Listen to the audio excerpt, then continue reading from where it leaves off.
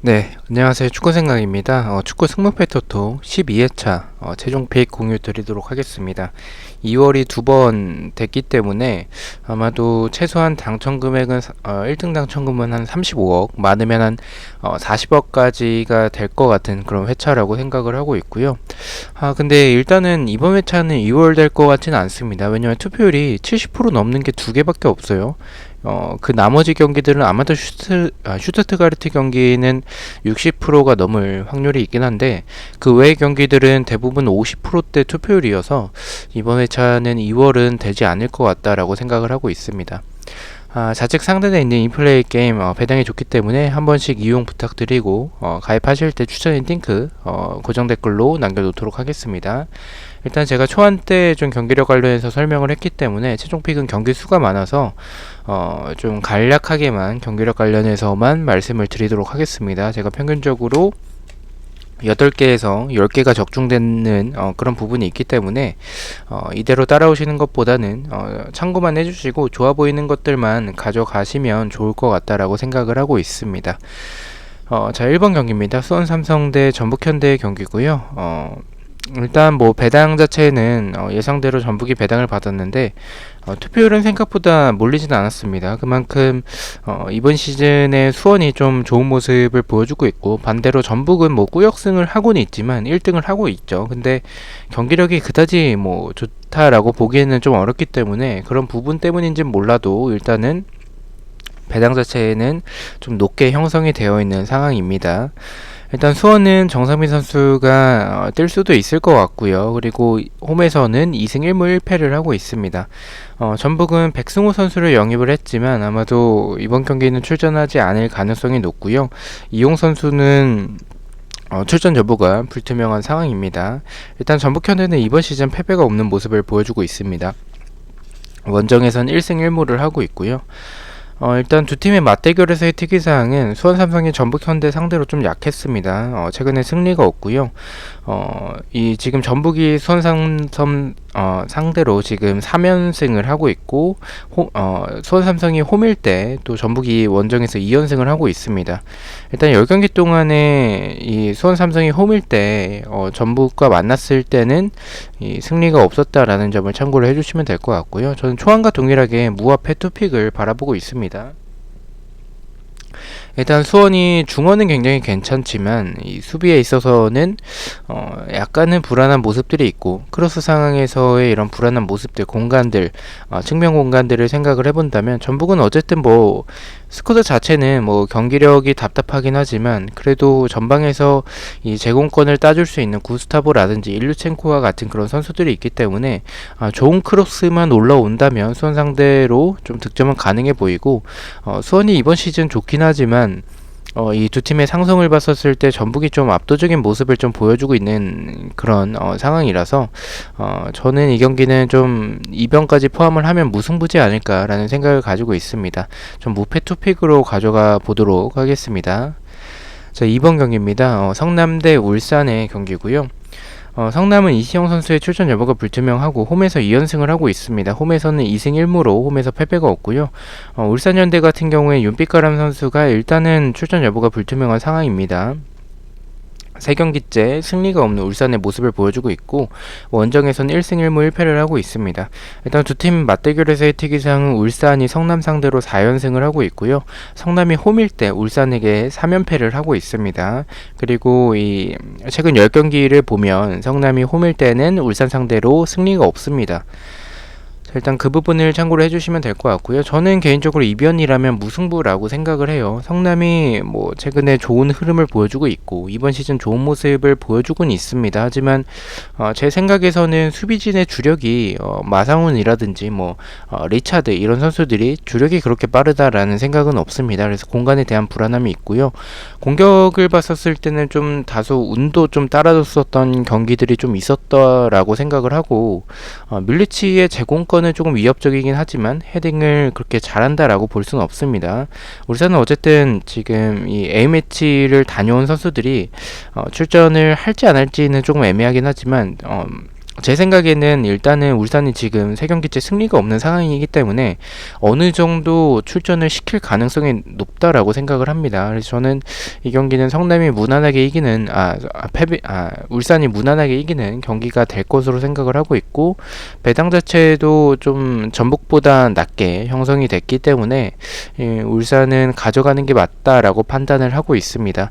아마도 저는 이 독식픽 아니면 이 경기는 대부분 울산의 승으로 가져갈 것 같습니다. 성남의 단통패 예측하도록 하겠습니다. 3번 경기입니다. 서울대 강원의 경기고요. 서울은 3연승을 하고 있습니다. 홈에서 2연승을 하고 있고 이번 시즌 무승부가 없습니다. 일단 서울은 홈에서의 경기를 보면 2승 0무 0패로 홈에서는 전승을 하고 있고요. 강원 같은 경우에는 김동현 선수가 사후 감면이 돼서 출전이 가능해 보이고, 원정에선 0승 1무 2패로 원정에서 승리가 없습니다. 원정에서 그다지 좋은 모습을 보여주는 팀은 아니고요. 두 팀의 맞대결의 특이사항은 무승부가 좀 많다라는 점과 서울이 홈일 때 강원 상대로 최근에 패배가 없다라는 점을 참고로 해주시면 될 것 같습니다. 제가 초안 때는 이 경기를 좀 지우는 쪽으로 생각을 했었습니다. 투표율도 좀 적당해 보여서 최종 때도 조금 지울까라고 고민을 했었지만, 일단은 지금 서울이 홈에서 좋은 모습을 보여주고 있고, 반대로 강원은 원정에서 좀 좋지 않은 모습들, 그리고 서울이 강원 상대로 최근에 홈에서 패배가 없기 때문에 저는 이 강원의 승을 가져가는 것보다는 그냥 서울의 승무 투픽이면 좀 괜찮지 않을까라고 판단을 했습니다. 하지만 제 개인적인 생각에서 경기력을 좀 대입을 해봤을 때 서울이 지금 연승이 좀 너무 긴 타이밍에서 지금 4연승까지 가져가기에는 경기력이 엄청나게 압도적이다라는 느낌은 없습니다. 특히나 최전방에서의 이런 마무리가 좀 공격진이 좀 아쉬운 부분들이 있고요. 그리고 서울은 압박에 좀 취약한 모습들이 굉장히 많습니다. 특히 압박이 좀 강하게 들어오면 수비진에서 빌드업 과정에서 실수가 굉장히 많은데, 강원의 경기력이 그다지 좋다라고 볼 수는 없겠지만 최근에 경기력이 조금씩 좋아지고 있는 부분들과 압박에 있어서는 저는 조금 지난 경기 고무열이 선발에서 제외되고 나왔을 때 저는 좀 좋았다라고 생각을 해요. 그래서 서울 상대로 좀 압박을 좀 강하게 하면 좀 찬스들을 만들어낼 수 있지 않을까라는 생각에 강원의 승도 조금 배제할 수는 없을 것 같아서 이 경기는 차라리 지우지 않는다면 투픽보다는 단통으로 가는 게 안전하다라고 판단을 했습니다. 저는 서울의 단통 무승부로 가져가 보도록 하겠습니다. 자, 4번 경기입니다. 도르트문트 대 프랑크푸르트의 경기고요. 네, 일단 도르트문트가 정배당을 받았습니다. 다음 주에 챔피언스 리그가 있고요. 일단은 로이스라든지 산초 이런 선수들이 출전 여부가 불투명한 상황이고요. 홈에서는 2연승을 하고 있고 홈에서는 7승 2무 3패로 홈에서 좋은 전적을 보여주고 있습니다. 프랑크푸르트 같은 경우에는 지금 원정에서 5승 5무 3패로 홈보다는 좋지 않은 전적을 보여주고 있고요. 특히나 지금 힌테레거 그리고 투레, 두름 이런 선수들 등 지금 수비진의 부상자가 좀 많습니다. 그래서 그 부분 때문에 저는 단통으로 가려다가 도르트문트의 승까지 좀 가져갔고요. 두 팀의 맞대결에서의 특이사항은 도르트문트가 프랑크푸르트 상대로 패배를 최근에 패배의 숫자가 좀 적다라는 부분, 그리고 홈에서는 프랑크푸르트 상대로 최근에는 전승을 하고 있습니다. 4연승을 하고 있다라는 점을 참고를 해주시면 될 것 같습니다. 자, 일단 도르트문트가 프랑크푸르트 상대로 좀 강해서 그런지 모르겠지만 일단 배당이 굉장히 낮게 측정이 됐고요. 다음 주에 챔피언스 리그가 있긴 하지만 그래도 리그 역시 좀 집중할 가능성이 있다라고 생각을 합니다. 로테이션을 크게 돌릴 것 같진 않아요. 그리고 프랑크푸르트가 저는 경기력을 대입했을 때는 저는 프랑크푸르트가 조금 더 좋아 보이긴 한데, 일단 원정에서 좀 좋지 않은 모습들과 수비진의 부상자가 좀 많은 상황에서 도르트문트가 산초가 없는 부분은 조금 불안하긴 하지만 그래도 승리할 가능성도 있을 것 같다라는 생각으로 최종 픽 때 좀 바꿨습니다. 그래서 초안 때는 좀 프랑크푸르트 사이드로 봤었지만 이 프랑크푸르트의 수비진의 부상자와 이 상성에서 좀 밀리는 모습들이 많아서 저는 도르트문트의 승무 투픽이면 막을 수 있다라고 판단을 하고 있습니다. 도르트문트의 승무 투픽으로 가져가 보도록 하겠습니다. 자, 5번 경기입니다. 레버쿠젠 대 샬케의 경기고요. 레버쿠젠은 보츠 감독이 경질이 됐죠. 흐라데키 키퍼, 디아비, 바움가르팅거 등 결정 예정자가 좀 많습니다. 홈에서는 5승 4무 4패로 홈에서 좋지 않은 전적을 보여주고 있고요. 리그에서 2연패, 홈에서도 2연패를 하고 있습니다. 샬케 같은 경우에는 부상자가 굉장히 많습니다. 여기에 페어만 키퍼까지 해서 주전 키퍼까지 결정 예정이고요. 원정에서 0승 3무 8패로 원정에서 승리가 없습니다. 지금 2연패를 하고 있는 샬케고 원정에서도 2연패를 하고 있고 11경기째 승리가 없습니다. 일단 레버쿠젠의 최근 흐름 자체가 좋지는 않습니다. 하지만 뭐 상대가 샬케고 원정에서 1승도 없는 샬케라서 이변이라면 무승부겠지만 그래도 샬케의 지금 주전 키퍼의 이탈과 수비진의 이런 불안한 부분들 이런 상황에서 결장 예정자까지 좀 있기 때문에 저는 그래도 레버쿠젠의 디아비가 없는 부분은 아쉽긴 하지만 그래도 샬케 정도는 충분히 잡아낼 수 있을 것으로 생각을 하고 있습니다. 레버쿠젠의 단통 승으로 가져가 보도록 하겠습니다. 자, 6번 경기입니다. 볼프스부르크 대 켈른의 경기고요. 볼프스부르크는 홈에서 패배가 없습니다. 8승 3무로 패배가 없는 모습을 보여주고 있고요. 2연승을 하고 있고 홈에서도 2연승 5경기째 무승부가 없습니다. 켈른은 안데르슨 버르나우 선수가 결정 예정이고 원정에서 3연패를 하고 있습니다. 6경기째 승리가 없고요. 하지만 그래도 홈보다는 원정에서 4승 3무 6패로 더 좋은 전적을 보여주고 있습니다.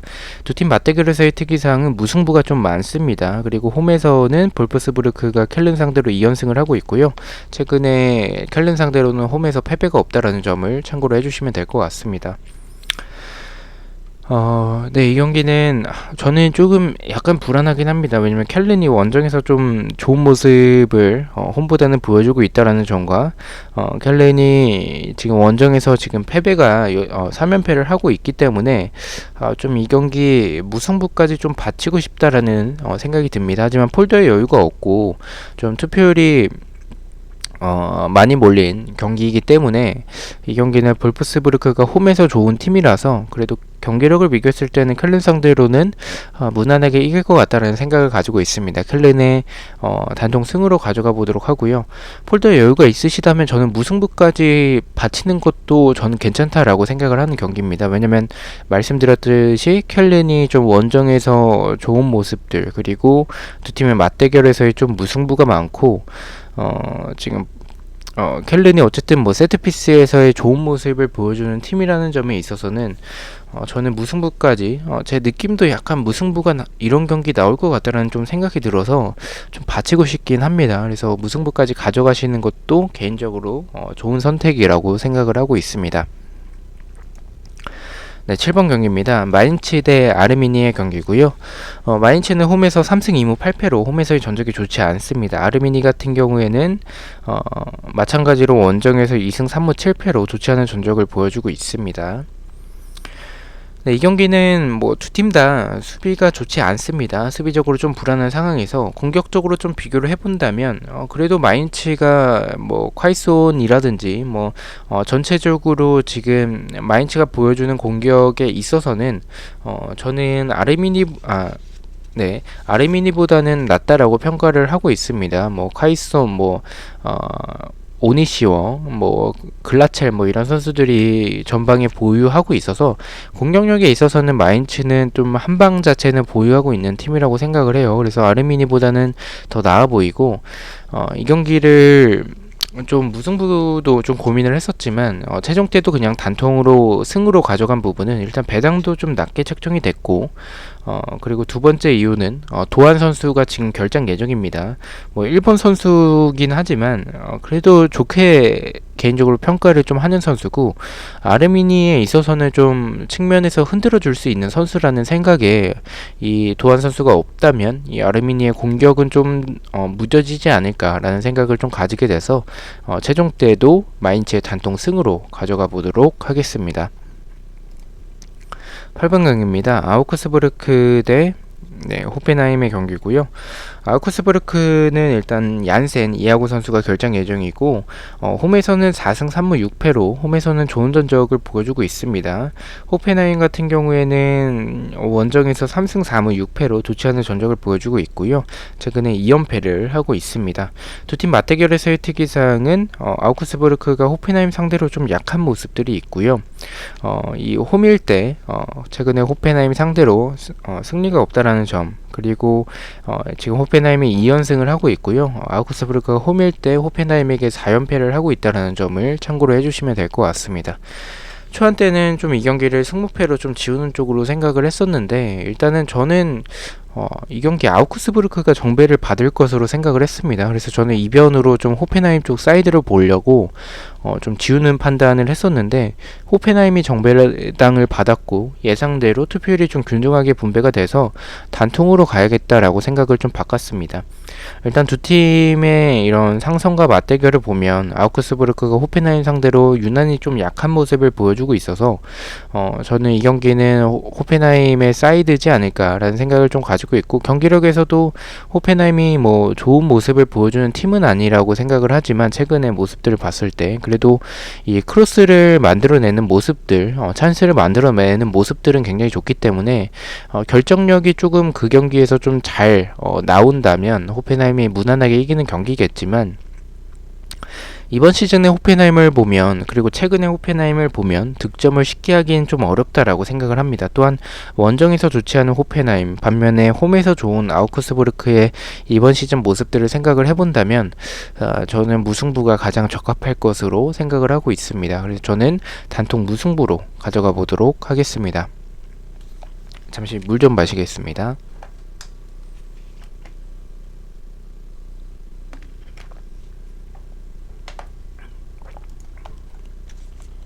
예, 9번 경기입니다. 라이프치히 대 미넨의 경기고요. 라이프치히는 주축 자원으로 볼 수 있는 앙헬리뇨 그리고 우파메카노 선수가 결장 예정이고 8경기째 패배가 없습니다. 홈에서는 10승 2무 1패로 단 1패밖에 없고요. 홈에서 굉장히 좋은 전적을 보여주고 있습니다. 미넨 같은 경우에는 다음 주에 챔피언스 리그 일정이 있고요. 알폰소 선수가 퇴장으로 이제 출전하지 못하고 레반도프스키, 더글라스, 코스타 그리고 톨리소 선수가 결장 예정입니다. 원정에서는 9승 1무 3패를 하고 있고요. 지금 리그에서 4연승을 하고 있고 5경기째 무승부가 없습니다. 두 팀 맞대결에서의 특이사항은 라이프치히가 미넨 상대로 좀 약한 모습들이 있고요. 최근에는 3연속 무승부를 하고 있습니다. 일단 만약에 레반도프스키가 있었다면 저는 미넨 쪽으로 봤을 것 같고, 반대로 라이프치히에서는 레반도프스키가 없는 미넨이라면 앙헬리뇨가 출전이 가능했다면 저는 라이프치히 쪽으로 봤을 것 같습니다. 근데 지금 두 팀 다 라이프치히는 주축 자원으로 볼 수 있는 앙헬리뇨와 우파메카노가 출전하지 못하고, 미넨 같은 경우에는 레반도프스키가 출전하지 못합니다. 그렇게 본다면 저는 이 경기를 결정하기는 좀 어렵다라고 생각을 했고요. 무승부를 좀 보지 않는 부분은 지금 두 팀이 맞대결에서 3연속 무승부를 하고 있다라는 점, 그리고 경기력적인 측면에서 봤을 때 두 팀의 스타일을 좀 본다면 무승부보다는 좀 승패로 나눠질 가능성이 있습니다. 다음 주에 미넨이 챔피언스 리그 일정이 있긴 하지만 지금 이 라이프치히와 우승 경쟁을 하고 있기 때문에 승점적으로 여유로운 상황은 아닙니다. 두 팀의 승점 차이가 많이 나지는 않습니다. 그래서 미넨이 이 경기 좀 베스트로 나올 것 같고요. 라이프치히가 앙헬리뇨가 없다면 저는 이 수비적으로 봤을 때 더 불안한 팀은 라이프치히라고 봅니다. 일단 우파메카노도 없고 일단은 이 공격을 좀 공격에서 좀 상대팀에게 위협이 돼야 상대팀에서도 좀 수비에 집중하고 공격의 찬스들이 많이 나오진 않는데, 지금의 라이프치히의 모습을 본다면 경기력은 그렇게 나쁘진 않습니다. 하지만 앙헬리뇨의 공백은 분명히 커 보이고요. 이런 앙헬리뇨의 앙헬리뇨가 없다면 공격에 있어서는 그다지 위협적일 것 같다라는 생각은 없습니다. 그래서 저는 미넨이 경기를 주도할 상황이라고 생각을 하는데, 득점을 만들어낸다면 미넨이 무난하게 이기겠지만 지금 레반도프스키가 없기 때문에 득점을 만들어내기 어려울 수도 있는 상황이 될 수도 있을 것 같다라고 생각을 합니다. 라이프치히가 뭐 역습에서는 좋은 모습을 보여주는 팀이기 때문에 저는 미넨이 득점을 하지 못한다면 라이프치히의 역습에 당할 가능성 역시 높다라는 판단에 이 경기는 좀 승패 방향 으로 가보도록 생각을 했고요. 그래서 저는 승패 투픽으로 가져가 보도록 하겠습니다.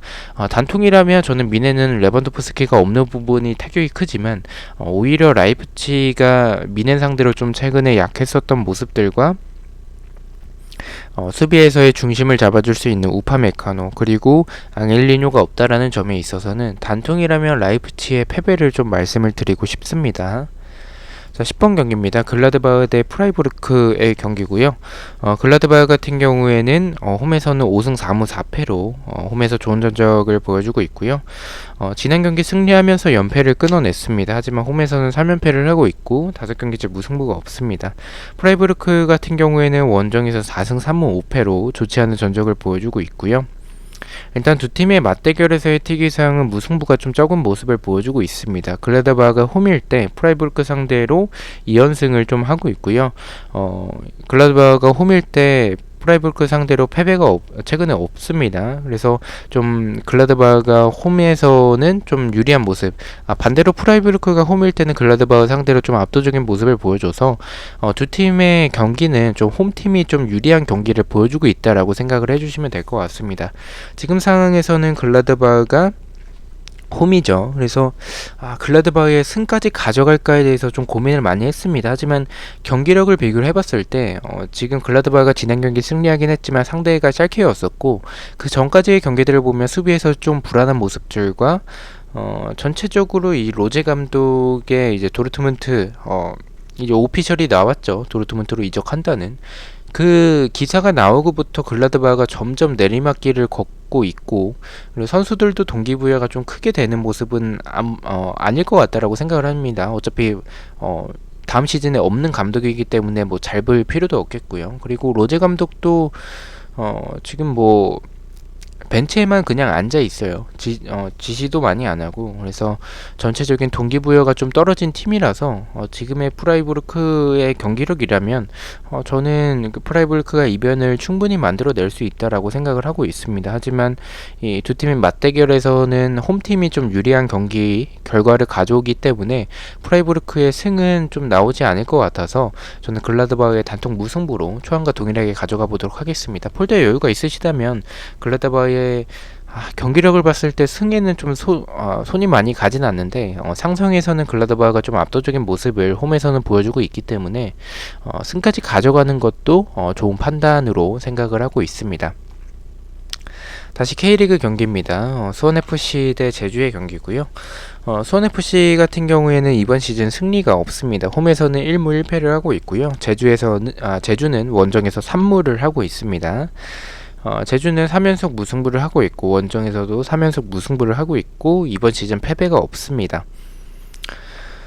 네, 일단 이 경기는 제주가 좀 정배당을 받았습니다. 근데 제 생각과는 다르게 좀 낮은 배당을 받았어요. 저는 2점대 중반을 정배를 받더라도 받을 것으로 생각을 했는데 일단은 그런 부분 때문에 이 경기를 좀 투픽으로 생각을 했고요.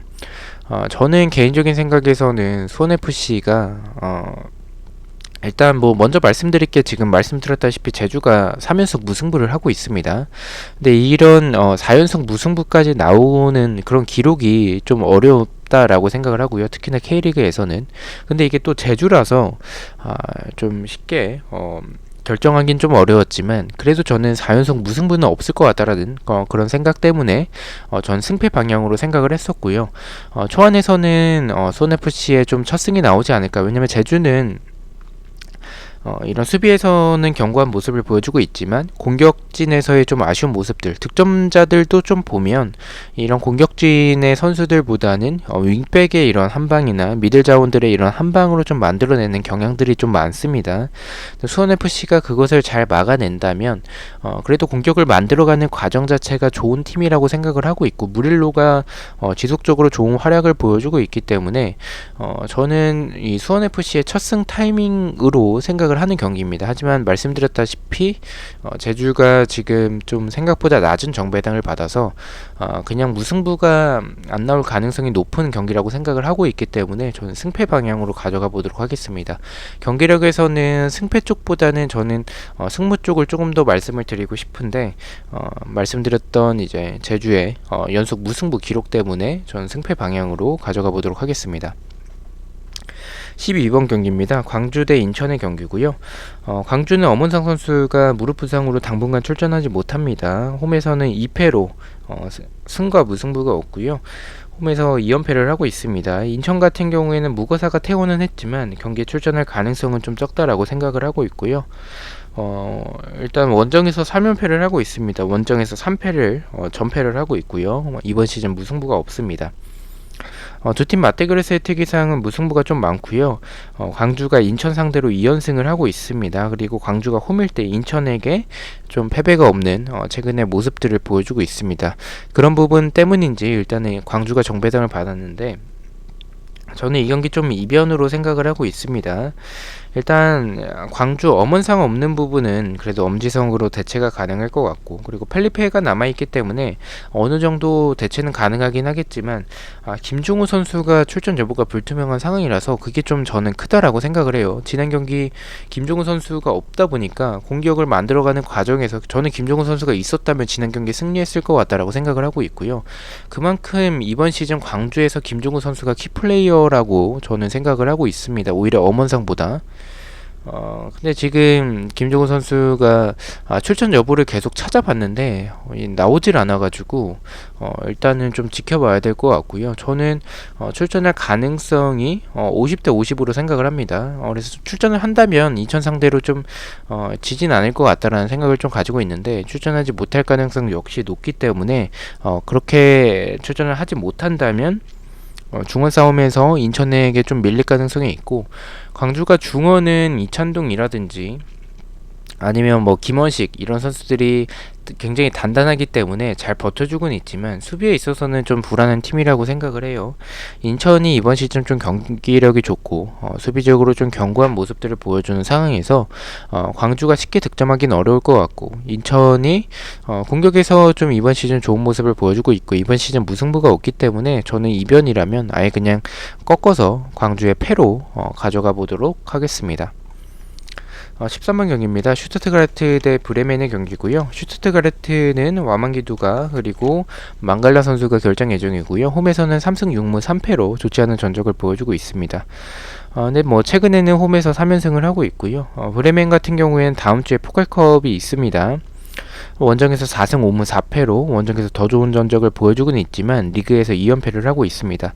두 팀 맞대결에서의 특이사항은 슈투트가르트가 홈일 때 브레멘 상대로 2연승을 하고 있고요. 최근에 브레멘 상대로 홈에서는 패배가 없다는 점을 참고로 해주시면 될 것 같습니다. 그래서 뭐 데이터적으로도 봤을 때도 저는 이 경기는 좀 승부 투픽이면 막을 수 있을 것 같다라고 생각을 하고 있고요. 하지만 뭐 단통으로 가져가신다면 슈투트가르트의 승보다는 무승부가 더 적합할 것으로 생각을 합니다. 일단 슈투트가르트 사이드로 보는 부분은 브레멘이 다음 주에 포칼컵이 있기 때문에 로테이션을 가동할 확률이 좀 높다라는 점이 있겠고요. 네, 그 부분이 좀 커 보입니다. 그래서 그리고 이렇게 로테이션을 돌린다면 브레멘의 수비가 최근에는 뭐 안정적인 모습을 어느 정도는 보여주고 있지만 그래도 불안한 모습들이 많기 때문에 슈투트가르트의 공격에서의 전개 과정과 역습 템포들을 생각을 해본다면 전 슈투트가르트가 유리한 경기라고 생각을 합니다. 하지만 승보다는 좀 무승부에 가깝다라고 보는 부분은 슈투트가르트가 홈에서 좋지 않은 팀이라는 점과 와만기투카의 이런 공백, 그리고 브레멘이 원정에서 좋은 팀이라는 점에 있어서는 무승부가 가장 적합해 보이긴 합니다. 하지만 배당이 좀 낮게 책정이 돼서 승을 배제할 수는 없을 것 같다라는 그런 생각이 있고, 브레멘이 로테이션을 어느 정도 가동할지에 대해서는 지금 뭐 확인이 되지 않는 상황이기 때문에 완전한 로테이션을 돌릴 가능성도 있다라고 봐서 그렇게 본다면 슈투트가르트의 승을 배제하기엔 좀 어렵다라고 판단을 했습니다. 승무 투픽으로 가져가 보도록 하겠습니다. 마지막 경기입니다. 우니온 베를린 대 헤르타 베를린의 이 베를린 더비고요. 우니온 베를린은 홈에서 5승 7무 1패로 무승부가 다소 많긴 하지만 그래도 단 1패밖에 하고 있진 않고요. 헤르타 베를린 같은 경우에는 원정에서 2승 4무 7패로 원정에서 좋지 않은 전적을 보여주고 있습니다. 원정에서 2연패를 하고 있는 헤르타 베를린의 모습입니다. 이 경기는 초반과 동일하게 좀 승으로 가져가 보도록 하겠습니다. 근데 이 경기 좀 무승부까지 좀 바치고 싶은 게 배당이 너무 높아요. 배당과 투표율이 좀 맞지 않는 그런 경기인데 일단 저는 우니온 베를린이 헤르타가 일단 원정에서 좋지 않은 전적을 보여주고 있고 우니온 베를린이 홈에서 단 1패밖에 없는 상황에서 질 것 같다라는 생각은 없습니다. 또한 경기력을 대입을 했었을 때 우니온 베를린의 수비도 좀 불안한 부분들이 있지만 헤르타 베를린이 수비에 있어서 공간이 굉장히 많고 침투 선수를 많이 놓치고 이런 부분들은 저는 우니온 베를린이 충분히 노릴 수 있다라고 생각을 해요. 그래서 저는 승무트 픽이면 좀 안전하다라고 생각을 하는 경기고요. 저는 폴더에 여유가 없어서 단통 승으로 가져가지만 이 경기는 좀 무승부까지 폴더에 여유가 있다면 받치는 게 좋을 것 같습니다. 배당이 좀 너무 이 두 팀의 경기력을 비교했었을 때 너무 높다라는 생각이 좀 있어서 저는 무승부까지 받치는 것을 추천을 드리지만 저는 폴더에 여유가 없어서 우니온 베를린 단통 승으로만 가져가 보도록 하겠습니다. 자, 이렇게 14경기 공유를 드렸고요. 1번 경기부터 가장 추천을 드리는 1번 경기부터 픽만 말씀을 드리겠습니다. 1번은 수원 삼성의 무패 투픽, 2번은 성남FC의 단통 패배, 3번은 FA서울의 단통 무승부, 4번은 도르트문트의 승무 투픽, 5번은 레버쿠젠의 단통 승, 6번은 볼프스부르크의 단통 승리, 7번은 마인츠의 단통 승, 8번은 아우크스부르크의 단통 무승부, 9번은 라이프치히의 승패 투픽, 10번은 글라드바의 단통 무승부, 11번은 수원FC의 승패 투픽, 12번은 광주FC의 단통 패배, 13번은 슈투트가르트의 승무 투픽, 마지막 14번은 우니온 베를린의 단통 승으로 이렇게 32,000원으로 베팅을 했습니다. 저는 토요일 새벽에 프로토 경기들 그리고 풀백과 독식픽 영상으로 다시 찾아뵙도록 하겠습니다. 시청해주셔서 너무나도 감사드리고 구독과 좋아요 너무나도 감사합니다. 감사합니다.